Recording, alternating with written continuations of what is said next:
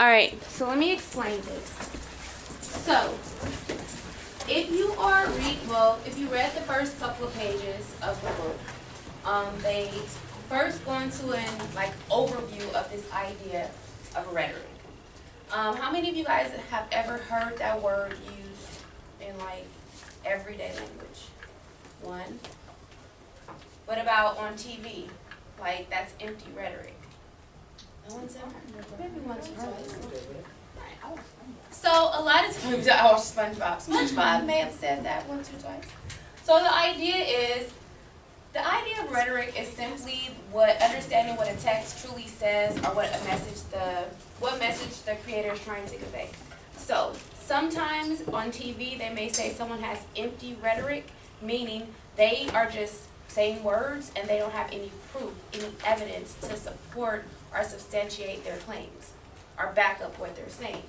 So when we're looking at rhetoric in class, we're going to be looking at how someone uses their words to try to convince you or to prove their points. That is the whole the whole gist of the class in itself. The whole main idea of this class is to simply break down someone's rhetoric. But it's not just breaking down their rhetoric in the sense of written text, things that are written. We also look at rhetoric when we're looking at things that are drawn, or sometimes even the things that people say. So the idea is, for our particular class, a text is anything. A text where we might analyze visual text, maybe political cartoons, like I told you guys earlier, advertisements, commercials, movies. We may analyze anything like documentaries, but we're looking more so in terms of their rhetoric, how are they proving their points? Are they just proving their points by making you feel passionate about things, or are they actually proving their points by doing maybe a little bit of both? Make you feel passionate because they're providing statistics, evidence, not just those visual sources. So we're going to look at how a text works in its totality, or totally, if that makes sense. So think about this. This can take place by analyzing the rhetorical situation. I know that sounds like a bunch of rhetoric, or that sounds like a bunch of words to you right now. But when we look at the rhetorical situation for our particular class, we'll be looking at the subject, which I'll break down to you what the actual subject is, the occasion, the audience, the purpose, and the speaker. Sometimes we'll add what we call tone to that, or basically looking at the tone that someone uses when they write, when they say something, when they draw something. But for right now, we're just going to concentrate on soaps. So, of course, like I told you earlier, it's going to incorporate the Aristotelian triangle. Aristotle is a very famous philosopher. You'll hear about him probably the rest of your life in college. If you go to law school, if you don't go to law school, you'll still be hearing about him. Just period, point blank. He's just one of those philosophers, just like Einstein was kind of like a genius or whatever. He's one of those people that you always hear about. So he had this unique way of really trying to prove, or kind of saying that the speaker, the audience, and the subject kind of impact the text or impact what's being said. And let me just kind of review what that means really quickly. The speaker, I'm the speaker right now trying to deliver the message of how important education is. The audience, you guys are the students. You guys are the students, basically trying to get your education. The subject, of course, we're learning something about English. So all of this together is impacting my words, impacting what message I deliver to you, impacting, the lesson of the day, if that makes sense.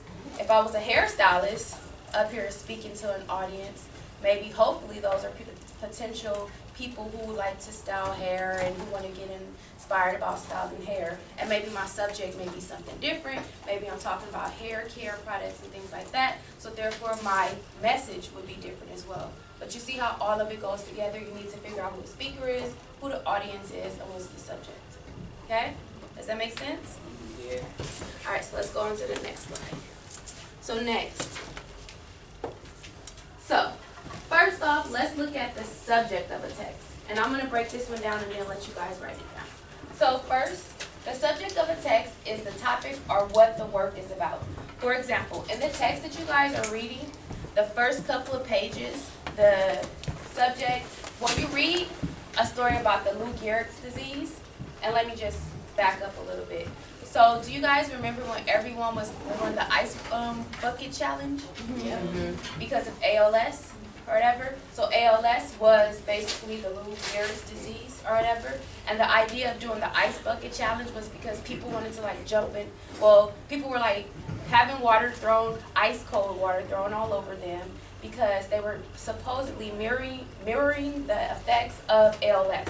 ALS is one of those diseases that kind of handicaps you to where you just feel like you're cold all the time. You can't move. You really have no control over your body, and it feels like you're freezing all the time. So that's why people, I don't know if they did the background for you, but that's why people were doing the ice bucket challenge, because they were trying to basically, you know, create the effects of ALS for regular people. That's what the people who have ALS deal with. Well, and a long time ago, before me and you, like this guy is not a like icon in my day, but he was like the Michael Jordan of his time, Lou Gehrig. He's a baseball player known as the Iron Giant. Like he's supposedly vicious. He can hit anything. He can like, you know, run really fast. And then all of a sudden he's stricken with ALS. So when he's stricken with ALS, he goes from like in a matter of like, I don't know, not really days, but like months, he goes from being this strong, iron, harsh giant to having to retire because his disease is getting so bad that it's handicapping him. So he gives a farewell speech, and it's like a very in-depth farewell speech that kind of gets his audience to basically just believe that he's going to be okay. He's saying like, I'm good, guys. Like, I had like a very blessed life. I had like one of the coolest, you know, jobs in the world. He's a baseball player making, you know, millions of dollars. I have a cool wife. My wife's mother loves me, so I have a cool, like, you know, family support system. And I also have you guys, the fans.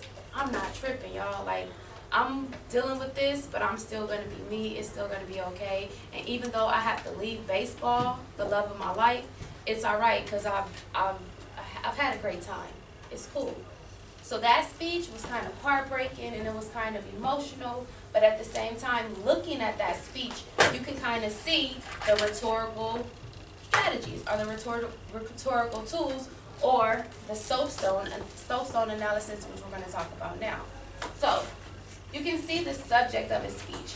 The main idea is he was basically talking about his illness, saying goodbye to his fans, and then at the same time making sure they remembered he was pretty blessed. He had some lucky breaks.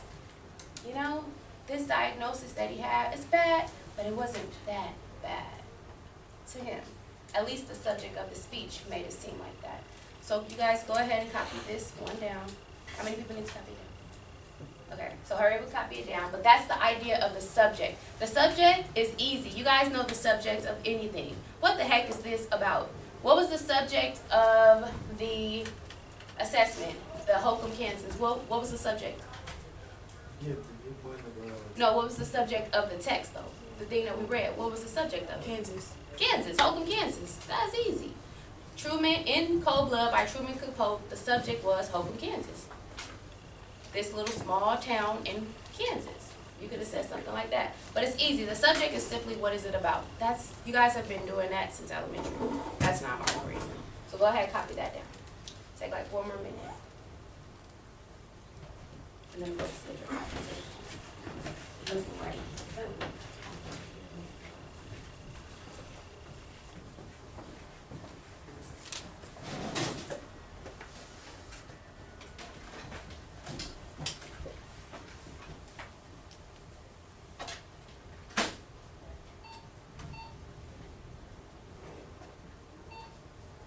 Y'all lucky I'm up here.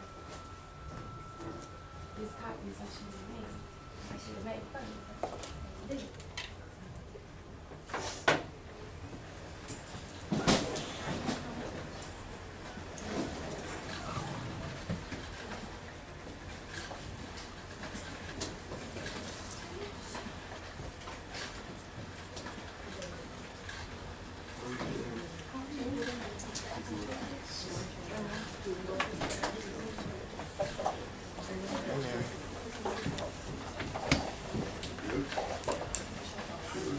Good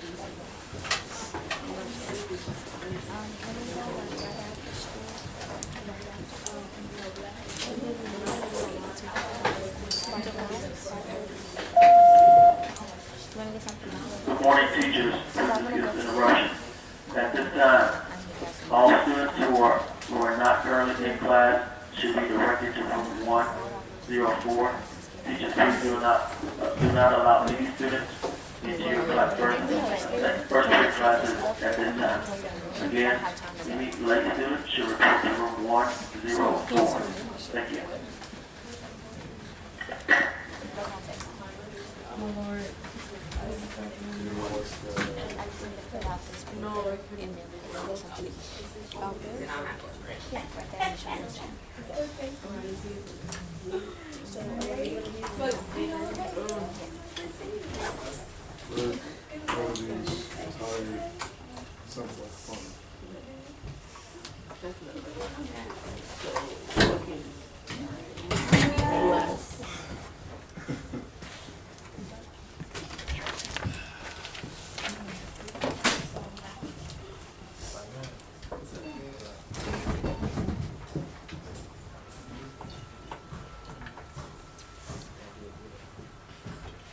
Alright, so in the next part of the way we try to analyze a text comes what we like to call the O or the occasion.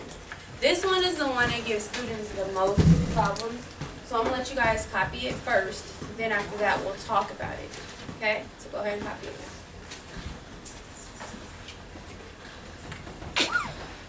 Thank you.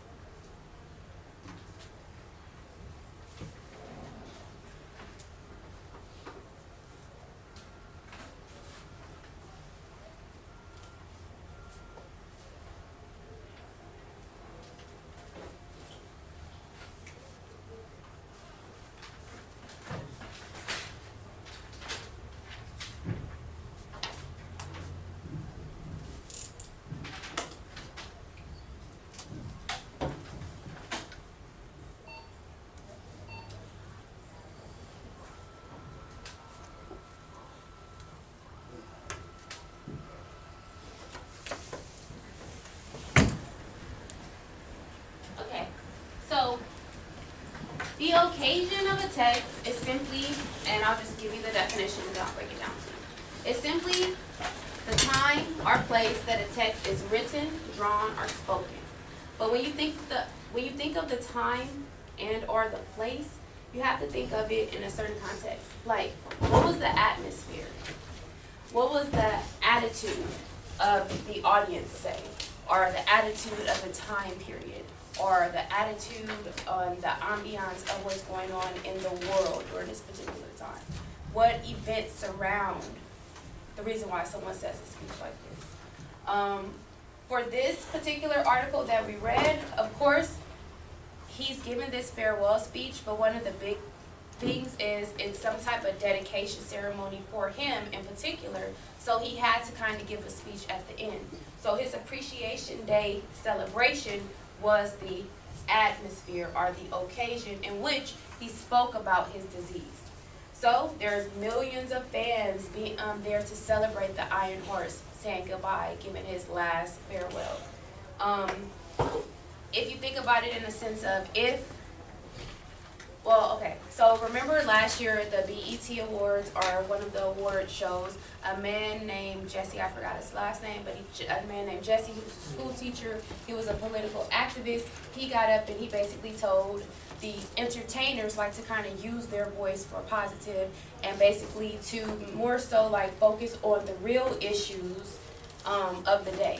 The reason why he did that, or the occasion, was because of course the Black Lives Matter movement was going on heavily in America, and a lot of people of color had been shot or killed by the police. So the reason why, or the occasion for that speech, was not just the BET Music Awards. No, it was what was going on in the world at that particular time. The Black Lives Matter movement, the killing of minorities by the police officers, and a lot of other things that were kind of crazy in the world, if that makes sense. So when you think about an occasion, you have to think about you try to figure out. Sometimes it's hard when you're reading a text, but you try to figure out what was going on in the world to make someone say what they said, or write what they wrote, or draw what they drew. Does that make sense? Yes? No? Maybe so? Yeah. So what was the occasion? And I'm going to the next one. Ready? No. Who still needs time? Take it. Okay.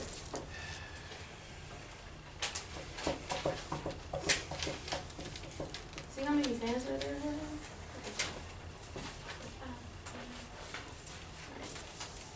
Ready?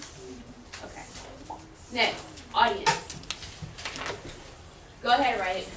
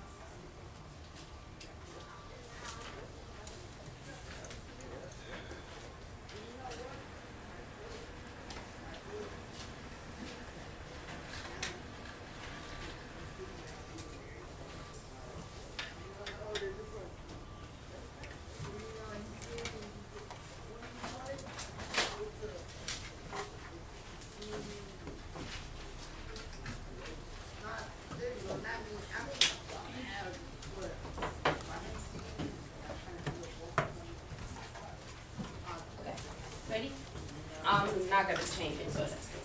So look, the next part of an analysis are the way you try to analyze something initially. Like just can someone close the door, please, baby? The way you try to analyze a work superficially, we're gonna get into a whole bunch of different ways to analyze work. But one of the things that you try to like figure out about a work when you read it for the first time is who was the audience. Who did the person try to reach? Who was the person talking to? Who were they speaking to? And there are two different ways, both indirectly and directly. So for you guys, my audience, of course, are my students, my AP students in the AP class. That's easy. So basically, it's the listener, it's the viewer, it's the reader, the fans. Like sometimes Beyonce is speaking directly to her beehive, if that makes sense, the people who like Beyonce or whatever. Rihanna is speaking directly to her people who like Rihanna or whatever. So sometimes artists also do it for their audience. I think this one is one of the easier things. It's just trying to figure out who the person is talking to. And a lot of times it may affect more than just who the people are talking to. For example, there could be multiple audiences, both intentional and unintentional. So they think about the values, the beliefs, and the backgrounds of their intended audience, but then again, people listening on the radio may hear what's being said. People, and especially with the guy Lou Gehrig who was battling ALS, we're talking about him in 2017. When he gave this speech, he didn't intend for us to hear it, but he knew it was a public speech that, of course, would be heard for like millions and millions of years. So the idea is, sometimes the audience is intentional. He did want to address his fans that particular day. And probably, to be honest, he only was trying to speak to his fans and the people who felt sad for him. He didn't want the people to feel sad for him. He wanted them to feel better. He also might have been talking to people who were battling ALS to let them know that you don't have to give up and be sad about life. Life still goes on. You still have a lot of things to feel blessed about. So he may have wanted to direct his words to them in particular, but at the same time, in 2017, we're affected by it. Even in the sense that that was one of the subjects, ALS, in the movie Empire. Or the TV show Empire. They're talking about ALS today. People are bringing back up ALS, and a lot of people are going back to this being the Lou Gehrig's disease or whatever. So the idea is his intended audience that day were his patrons, his fans, and all of that. But then at the same time, the audience members kind of exceeded that as we talk about him in 2017. Does that make sense? Okay, so that's that. And next is the main theme. This is the main thing that we're going to take away today. The main objective to reading a text. And if you can't figure out anything else about a text, really, really try to figure out this, the purpose.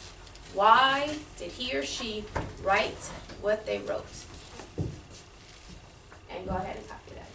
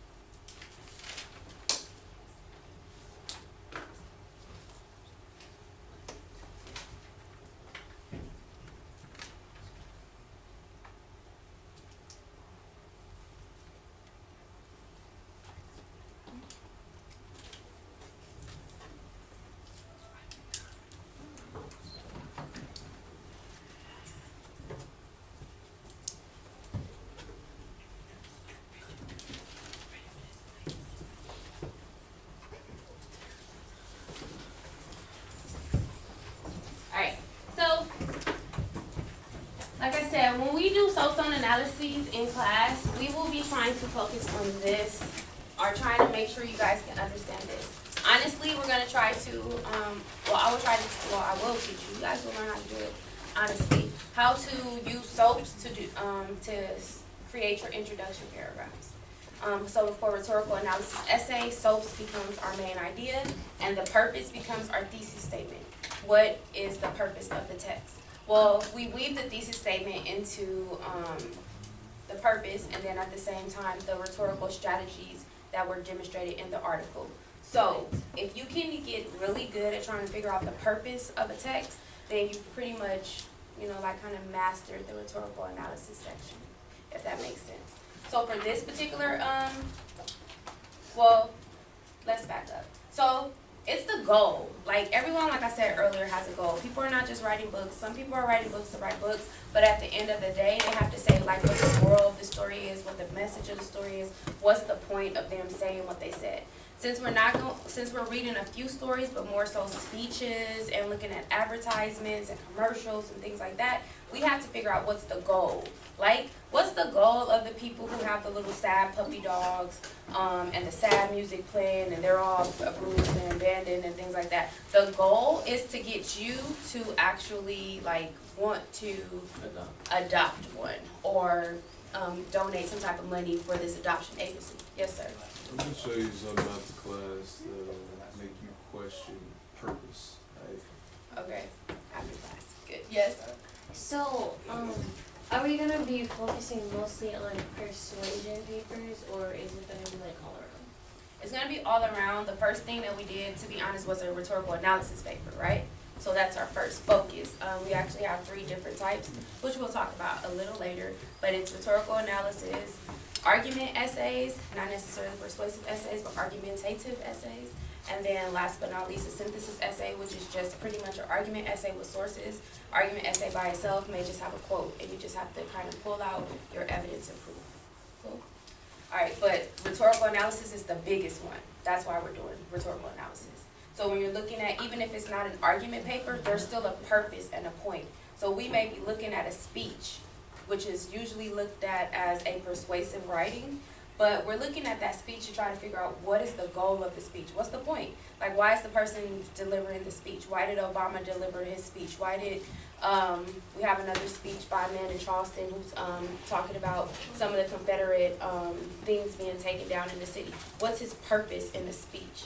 So it's like we're looking at different texts to figure out what the purpose is. Sometimes it may be a quick short story, but sometimes it may be a speech, sometimes it may be an article, sometimes it may be a biography. Like I said, we may read pieces of Kevin Hart's biography to figure out what's the purpose of this particular chapter. What is he trying to say? What goal does he want to achieve?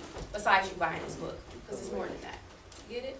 All right. So the idea is, in Lou Gehrig's speech, his purpose was to thank his friends, his teammates, his family members, but it was more so to show that he's still optimistic. He wanted the audience to know that he's cool, like I'm cool, everything's gonna be all good. And he still was positive in spite of this detrimental illness that he was facing. Like, he's about to die, but he was still positive and happy. And that says a lot in the sense of what other type of speeches he could have gave. He could have been like, man, I'm so mad this happened to me. I don't know how it happened to me. I'm glad y'all here and all, but you know what I mean? I don't know what I'm going to do. You know, it could have been, the speech could have gone like differently, if that makes sense. But it didn't. So, for us for today, what I was going to do is I was going to give you guys like activities to do for homework. I'm going to say, since some people received the book and others did not receive the book, today is the probably only day you'll get like a pass. And the idea is, on Tuesday, make sure you have read pages 1 through 7 in the book that you should receive by Tuesday, okay? And second part of homework, get the book, bring a magazine to class. Any magazine. Then go this one by one. How much points for the magazine? You go to the nail shop and you take How much points for the magazine? You're going to need it for the activity, put it that way. So if you don't have one, you're going to be sitting here not doing your work. And the work is going to count as points. So So magazine is like it's like $3.99. You don't get magazines in the mail. Yes, yes. Bring it I back. got you. Yeah, I have to show you how to. Are you sure you gonna? Okay. I got. Okay. I don't even like that. Maybe I don't got it. Bring me the article that you did on.